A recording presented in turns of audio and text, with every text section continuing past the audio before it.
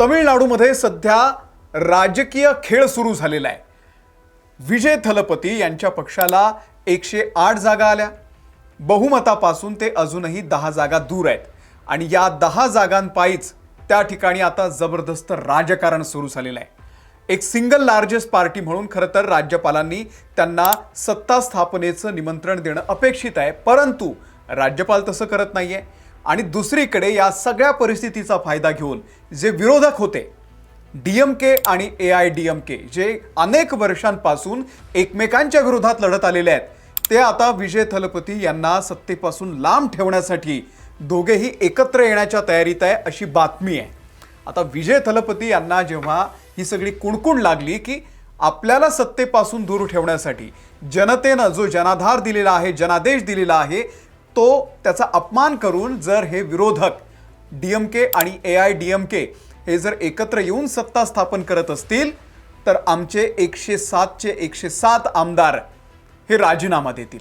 मी 107 हा आकडा यासाठी म्हणतोय की विजय थलपती 2 जागांवरती निवडून आलेले आहेत, त्यामुळे त्यांना एका जागेचा राजीनामा द्यावा लागणार आहे आणि त्यामुळे त्यांच्याकडे सध्या 107 आमदार आहेत। त्यांना सत्ता मिळवण्यासाठी अजून 11 आमदारांची गरज आहे, त्यापैकी 5 काँग्रेसने दिलेले आहेत। राहुल गांधी यांनी आपले 5 आमदार दिलेले आहेत, त्यामुळे अजून त्यांना 6 आमदारांची गरज आहे।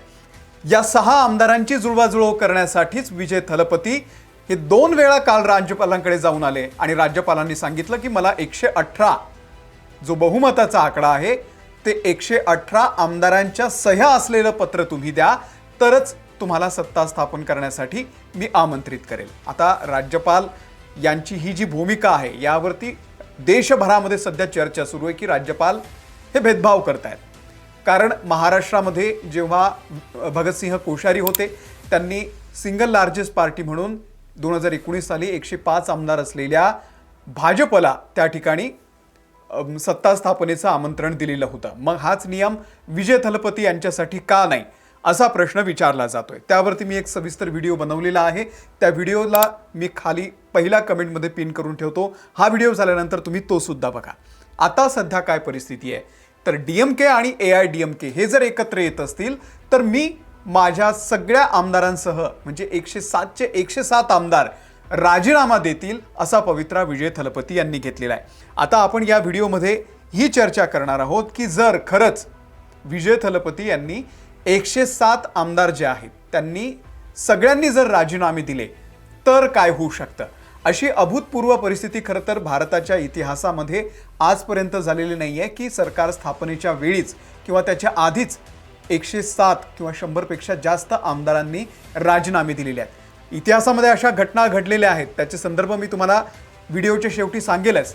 परंतु जर तमिळनाडूमध्ये आज 107 चे 107 आमदार विजय थलपती यांच्यासह त्यांनी सगळ्यांनी राजीनामे दिले तर काय होऊ शकतं हे या व्हिडिओमधून मी तुम्हाला सांगणार आहे। व्हिडिओ शेवटपर्यंत बघा। नमस्कार, मी अमोल किनोळकर, आपण पाहत आहात महाराष्ट्र टाइम्स ऑनलाईन।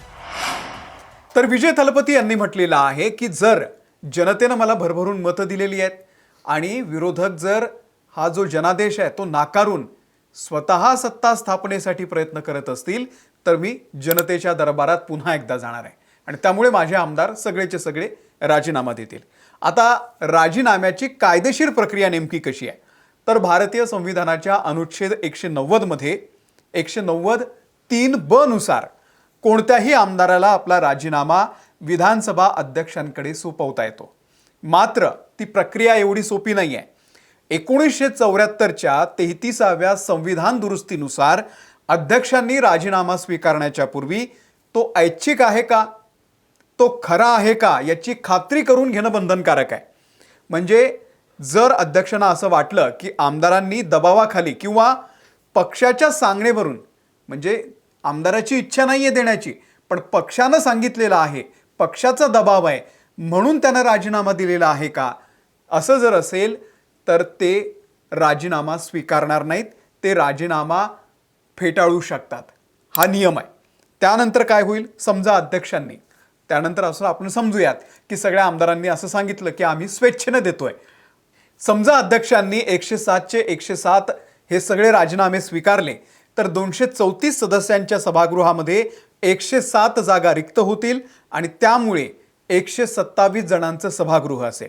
आता यामध्ये 127 पैकी 64 जागा हा मॅजिक फिगर असेल, हा बहुमताचा आकडा असेल.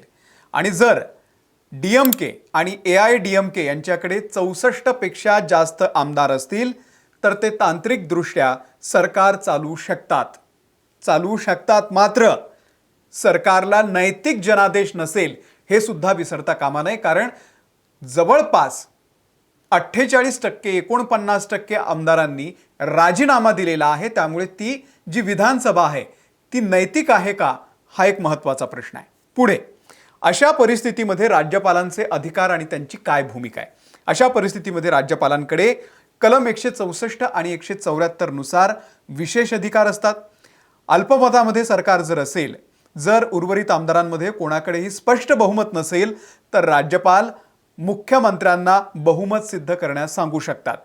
आणि जर 107 जागा रिक्त झाल्यामुळे राज्याचा कारभार संविधानानुसार चालवणं अशक्य झालं तर राज्यपाल राष्ट्रपतींकडे 356 लागू करण्याची सुद्धा शिफारस करू शकतात. म्हणजे राष्ट्रपती राजवट तमिळनाडूमध्ये लागू शकते. यालाच कॉन्स्टिट्यूशनल मशिनरी फेल्युअर म्हणजे घटनात्मक यंत्रणा कोलमडणं असं सुद्धा म्हणतात. लक्षात घ्या, राष्ट्रपती राजवट लागू करणं हे सुद्धा सोपं नाहीये. केंद्रीय मंत्रिमंडळाला त्या शिफारसीवरती स्वाक्षरी करावी लागेल आणि संसदेच्या दोन्ही सभागृहांना 2 महिन्याच्या आत त्याला मंजुरी द्यावी लागेल. राष्ट्रपती राजवटीमध्ये निवडून आलेली विधानसभा स्थगित केली जाईल आणि पोटनिवडणुकांद्वारे काही प्रमाणात कार्यरत बहुमत मिळेपर्यंत राज्याचा कारभार प्रभावीपणे दिल्लीतून चालवता येईल.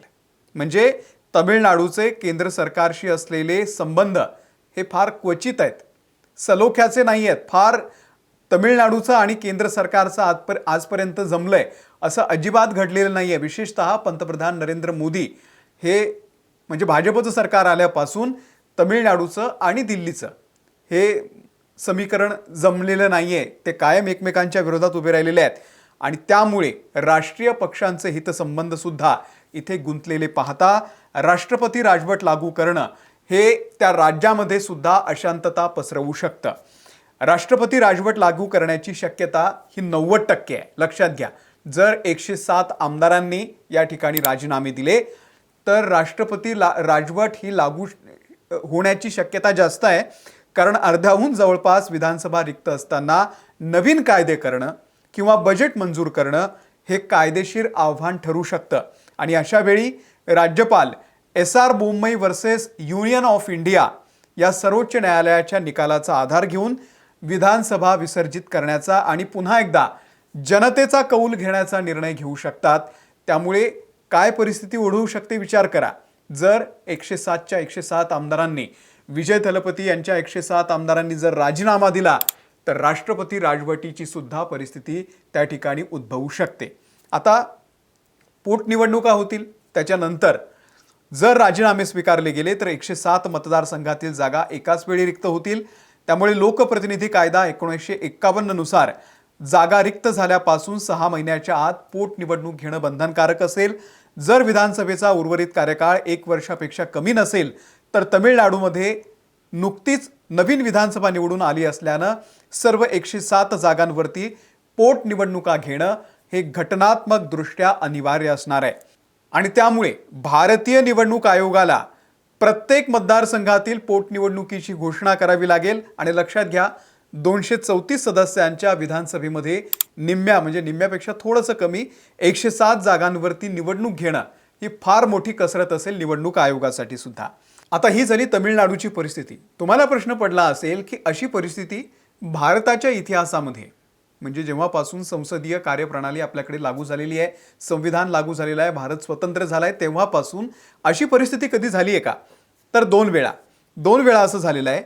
1974 साली गुजरात नवनिर्माण आंदोलन भारताच्या इतिहासातील हा सर्वात मोठा संदर्भ आहे. लक्षात घ्या, भ्रष्टाचाराच्या विरोधात सुरू झालेल्या आंदोलनानंतर मोरारजी देसाई यांनी उपोषण सुरू केलेलं होतं. तत्कालीन विधानसभेच्या सर्व सदस्यांनी राजीनामे दिलेले होते.